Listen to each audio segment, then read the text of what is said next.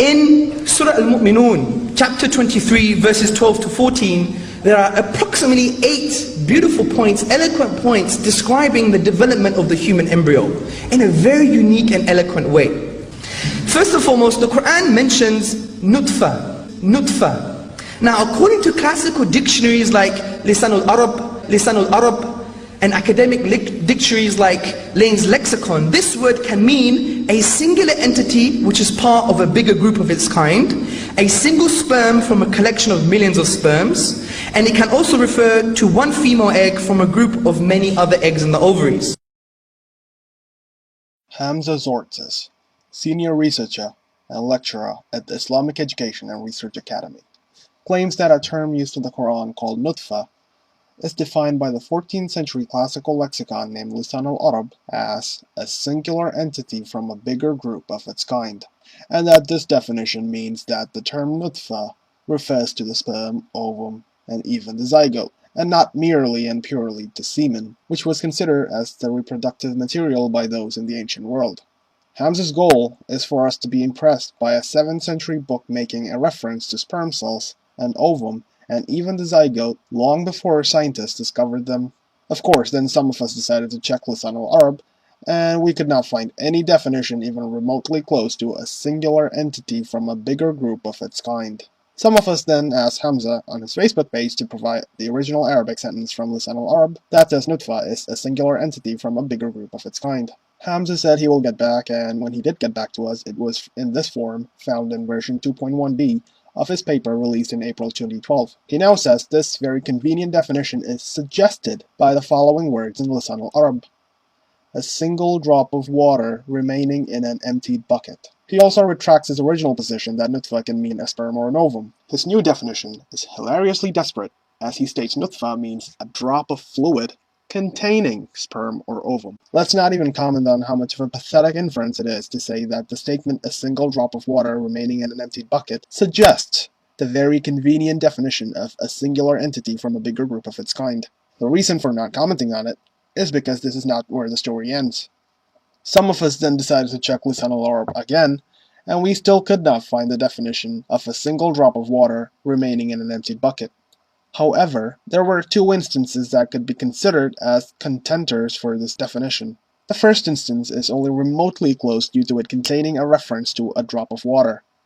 However, this clearly cannot be helpful to Hamza or any other Muslim because this definition is not even referring to the same word in the Quran. The word in the Quran is nutfa.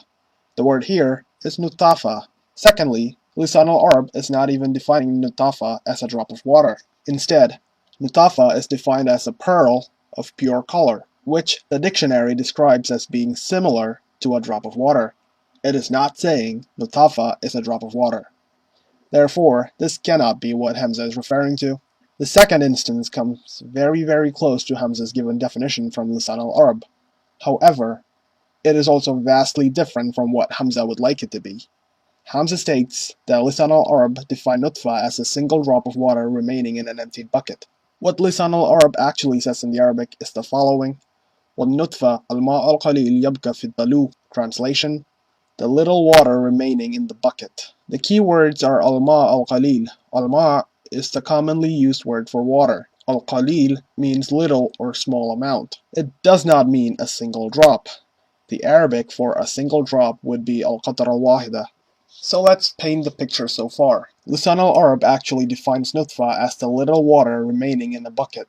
Hamza mistranslates Lisan al-Arab and claimed that it defined nutfa as a single drop of water remaining in a bucket. Hamza then claimed, without any justification, that his mistranslation suggests the very convenient definition of a singular entity from a bigger group of its kind.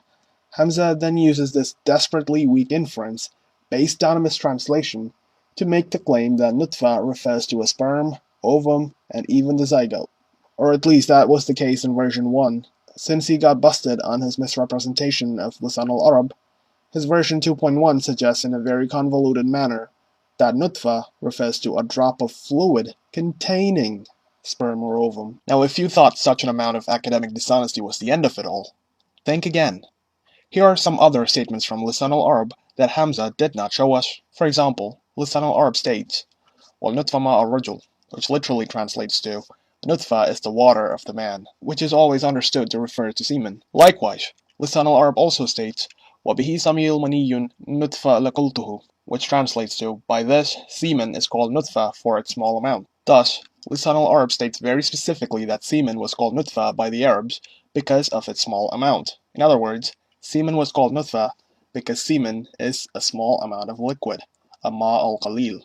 If that wasn't clear enough, consider this. The very statement from Lisan al-Arab that Hamza mistranslated and subsequently made extremely weak inferences from in order to define nutfa as sperm, ovum, zygote, Higgs boson, whatever, was in reality and originally used by the ancient Arabs to define nutfa as nothing more than semen. Yet if you thought such an amount of desperation was the end of it all, think again. The following is a hadith from the Prophet Muhammad, peace and blessings be upon him, that was never mentioned by Hamza. The hadith states the following regarding nutfa. إِنَّ أَحَدَكُمْ يُجْمَعُ خَلْقُهُ فِي بَطْنِ أُمَّتِي 40 يَوْمًا نُطْفَةً. Translation: Verily, the creation of each one of you is brought together in his mother's womb for 40 days in the form of a nutfa. Whether nutfa means semen, sperm, ovum, or even the zygote. Hell, I will even let it be a blastocyst for all I care. Humans do not exist in the form of any of these for a period of 40 days. Muhammad is wrong, the Quran is wrong, and perhaps this is the reason why this hadith was never mentioned by Hamza Tzortzis. Have you ever seen a man more incompetent? Have you ever seen such a display of academic dishonesty? Would you like to see more examples of such dishonest attempts by Hamza Tzortzis? Well, now you can, with Embryology in the Quran, Much Ado About Nothing, a refutation of Hamza Tzortzis' Embryology in the Quran, a scientific linguistic analysis of chapter 23, authored by myself and Martin Taverell. And the best part is that it is all for free. I'm not even gonna ask for donations like a certain someone. All you have to do is visit www.embryologyinthequran.blogspot.com, where the paper can be downloaded or read online. The blog dedicated to debunking the famous Islamic embryology claim also presents the paper in an easily accessible and readable format by dividing the individual sections of the paper into different pages, as well as providing resources for researching the content and raising questions or criticisms. The paper can be discussed in the comment sections of the blog without any restrictions on the character limit. The blog also has information on how to contact the authors of the paper. If you're interested in knowing more about the paper, tune in to the Gin and Tonic Show airing on September 22nd at 8 p.m. GMT. The episode will be subsequently uploaded to the YouTube channel, The Gin and Tonic Show. Please mirror this video if you can and spread the news.